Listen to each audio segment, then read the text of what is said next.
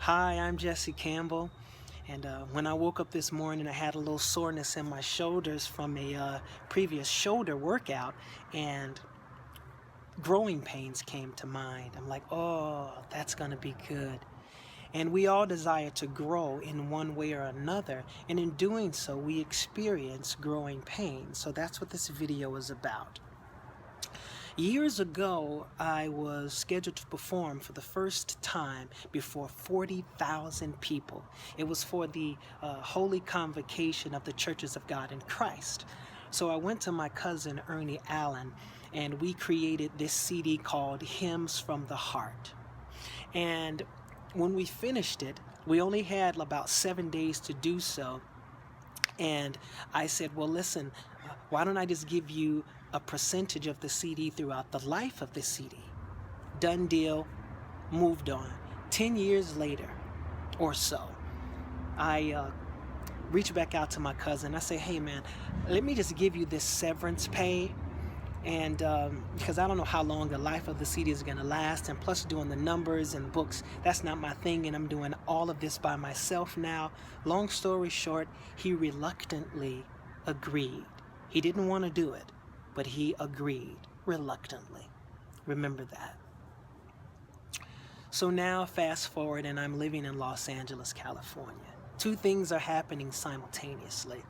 I am continually ministering with and for various ministries throughout the United States, and I'm a regular with some of them where I attend on more than one occasion in a year.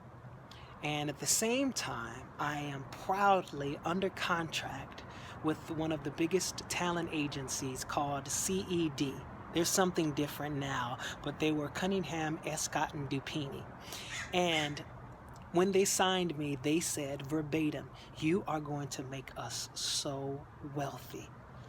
And I said, whew, and you only get 5%? And here's why they signed me. I was doing about 40 or 50 different voices back then, voiceovers, animation, and acting, just like I sing. And like for instance, If I did an old lady's voice, if I wanted to change it, I'd only add an accent and maybe drop it down a little bit, or I could take it up higher and even add a vibrato or something, and I've got different voices. It's the littlest things that makes the biggest difference. So remember that. So 3 months after I signed with them, they call me back into the office and they say, we really appreciate what you do in ministry and all. Yes, we do. But we need you here and available for the auditions that's going to bring about this wealth for us and you. But me, in my closed-mindedness, in my ignorance, in my lack of getting understanding, I thought to myself, only what you do for Christ will last.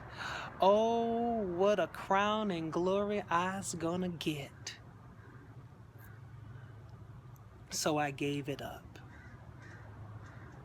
I've since forgiven myself since then. And I talk about myself in a real good and funny kind of way in the 13th video. And I also mentioned these opportunities in another video called Rock Bottom something. But if you want to know more about it, that's it. But I had to take, anyway. So now I'm back, ministering happy, just full of just Jesus. At least what I thought was the Christian way. And I want to maximize the moment, the opportunity. So I created advertisements about the CD. Gave them to the right people.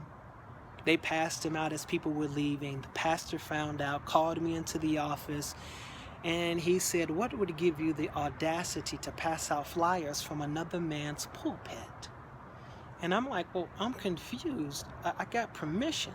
He calls over the people, asked them, and they denied it. Now I'm making a long story short.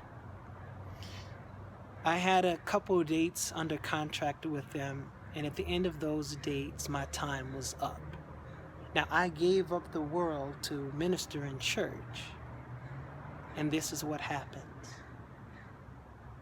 I get to the next city to minister with the next church, checked into the hotel, fell on the bed, and I cried out to God, angrily. But I'm so glad God can handle my anger, yours too. And after I finished, I just said, why? And then I heard his voice and he said, you did it. My mind immediately went to my cousin Ernie. Dried my tears, called him up, told him what happened, apologized. He forgave me. He said, I'm so sorry that happened to you, cousin. And he said, you know I love you. And I said, well, listen, let's just continue from where we left off and keep that, severance thing. I'm really sorry. Now, here's the thing. That was a very painfully growing experience. But I believe that everything happens for a reason. And in all that get understanding. How do we get understanding? By asking questions. And you can even do that by turning within. So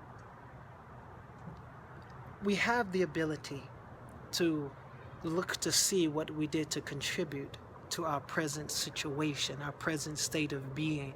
And when we do that, we gain the ability and the wherewithal to see the future as we desire it to be.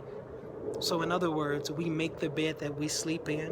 When we look to see how and what we did to make this bed, then we have that understanding of how we can apply ourselves to create the bed of the future, of desire. You get it?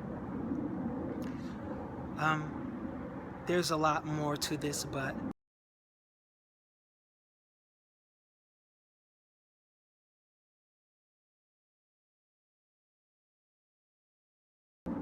that's enough for now.